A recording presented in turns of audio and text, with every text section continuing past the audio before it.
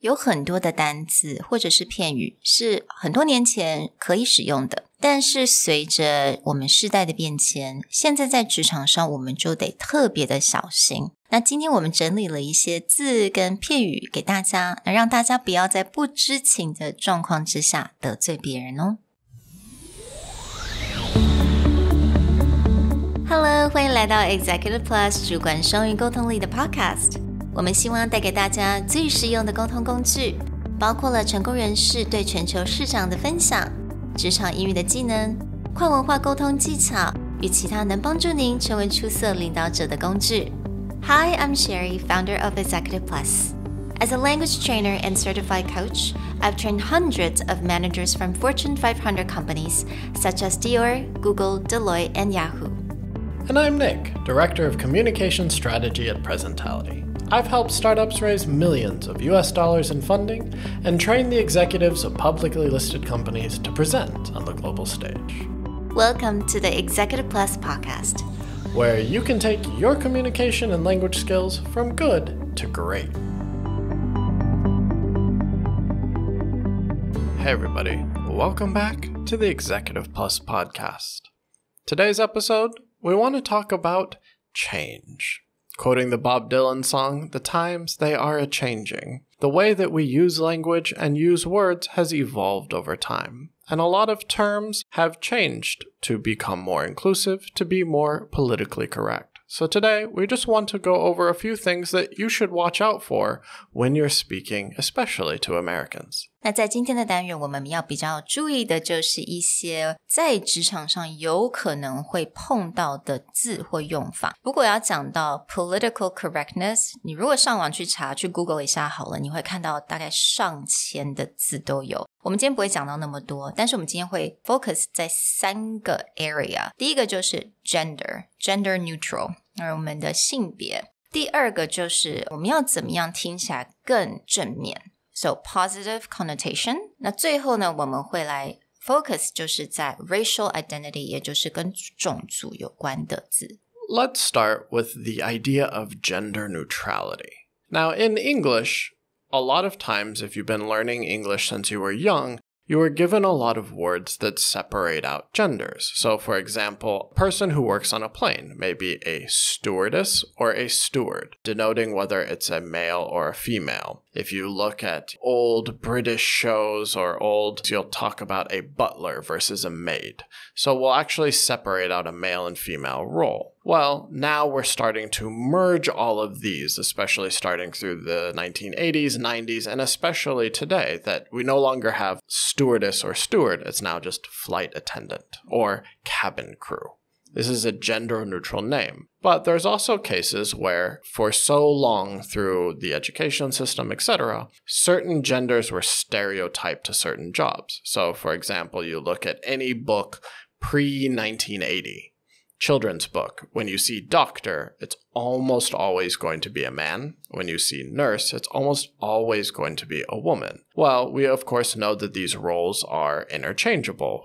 Women are doctors, men are nurses, even up to the point where now it's like leading CEOs. You cannot always assume it's male anymore. A lot of women have come up to lead such large or important companies that now you have to be very careful. Do you assume a gender?我相信其实大概在20多年前吧，在国外念书，那个时候还小的时候，我们通常讲到 CEO or doctor， 我们的 pronoun 马上就会用到 he at the time. But now, obviously, things has changed so much. 所以这个时候，当我们在做一个 example 的时候，我们就要 constantly remind yourself, you have to say she or he, or 有的时候很多人直接就用 she to represent upper management or doctor or CEO. If I am not sure about the gender of your boss, I might just be like, oh, your boss, does he or she do this? Or I may actually just use a completely gender neutral pronoun of they. Now, that has a whole nother connotation now that we get into people who are avoiding gender pronouns. Then they'll use something neutral. But very often, if you are not sure what the gender is of someone's boss or supervisor or something else, you can just be like, oh, do they think this is okay? Absolutely. And a lot of times when you're let's say you're dealing with this female, it's your client, but you're dealing with her a lot. Back in the days, a lot of people would assume, oh, she's the assistant, she's a secretary. But now you really cannot do that. You actually need to clarify that. It's like, oh, are you in charge or are you handling this case? You cannot just go, are you the secretary? Yeah, and this is something that often is telling of age or just something that they're used to. In fact, Sherry, you've had this issue before where when we're co-running a project, sometimes people's automatic assumption is that you're an assistant, where in fact we are equal partners. Right. 很多人就会非常的 intuitively, right? 他们就很直接会觉得说，你是 assistant, 你是 secretary 吗？ But actually, no, I'm also running this project. So yeah, that's a little bit frustrating. But again, you want to avoid that when you're in a business situation. Right. So just always using something like clarifying he or she, or then, or again, just using a gender neutral pronoun like they until someone corrects you. About your boss, do they approve of this idea? And then they'd be like, oh, she approves of this idea. So then now you know the gender or the way that they like to be referred to. Another place that this happens a lot in the workplace is when referring to someone's spouse. Yeah. Because right now is with same-sex marriage increasing, a lot of people get into weird positions about using husband or wife. Using something like spouse. A gender-neutral word like spouse. Like, how is your spouse? Right? This could be husband, wife, and it doesn't really matter. We just know that it's the person that you're with. Yeah, and 如果你不确定对方是否已结婚，那我们就可以用 partner 或者是 better half. Like, how's your better half? How's your partner? Yeah, so better half we often use like with friends when we're just joking. But you can also put it that way as like, oh, how's your better half?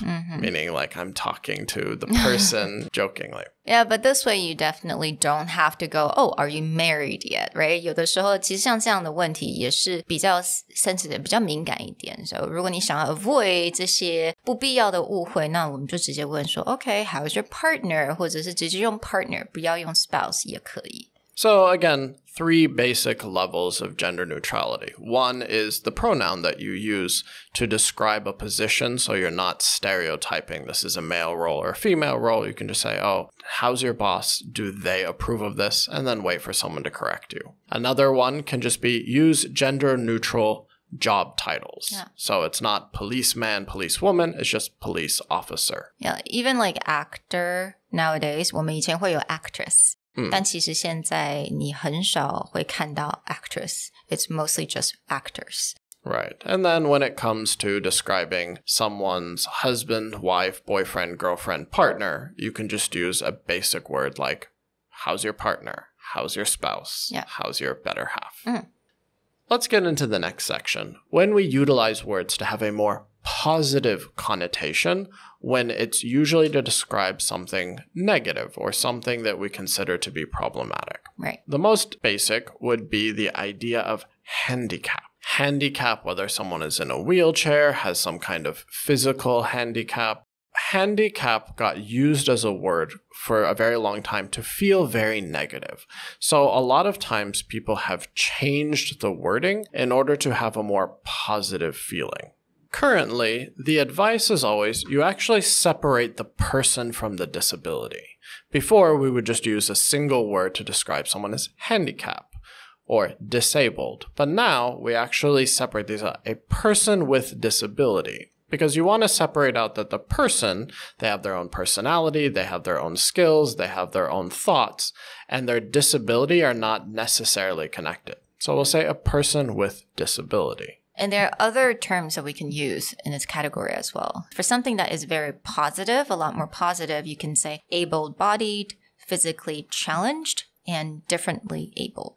Right. So you also hear people say things like, I'm not handicapped, I'm handy-capable. Right? So it's that positive split.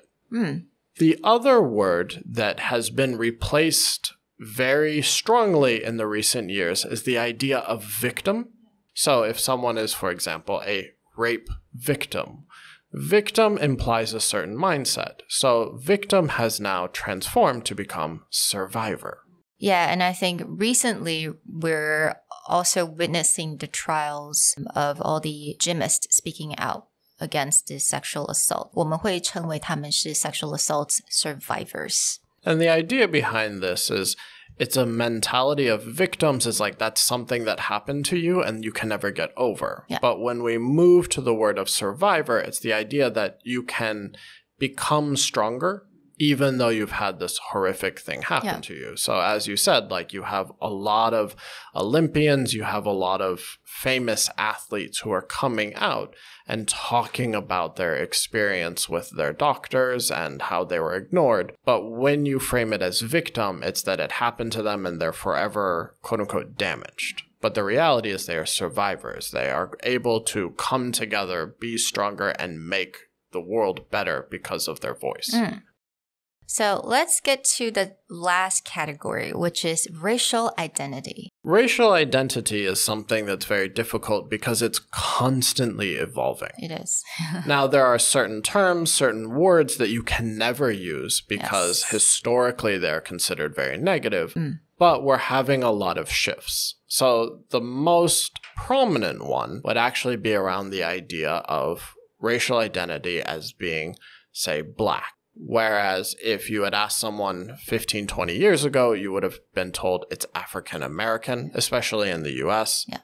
But now you end up with the idea of Black, white, Asian, etc. But there's a very key trick to how this works. And the trick is, if you're referring to a group, then when using a term like Black, white, or Asian, you should never add S. Okay. Because we don't want to talk about the whites, the Asians. This is considered a negative context, but you can use it to describe groups of people as in like, oh, my Black colleagues, or the white students of the university, or the Asian faculty of the school. You can use it with no S. And I think I know, especially these couple years, right? A lot of social movements. 所以其实这些 terms 会持续的改变。Again, 我们今天讲了这3个比较大的一个 category， 其实最主要是希望让大家避免不必要的一些误会。当然要学习到所有的 term. It's really impossible, but that's okay. As long as you are aware of the situation and you're constantly observing and you're being polite,you're asking questions, then I think you'll do just fine. Yeah. So again, a lot of what we're talking about is just a neutrality. Yeah. It's that language has made it so that it's less stereotypical to certain directions, and you're just trying to be more neutral, more centered in how you talk about things. There are a lot of resources on the internet about how to handle this, but we just wanted to talk about, again, the general thinking behind how language has changed. We hope this helps, and we'll talk to you guys next time. Bye. Bye. 如果你喜欢我们的 podcast， 欢迎来追踪我们的主管英文 Executive Plus 的 Facebook。那也可以写信到我们的信箱 yourcareerplus@gmail.com。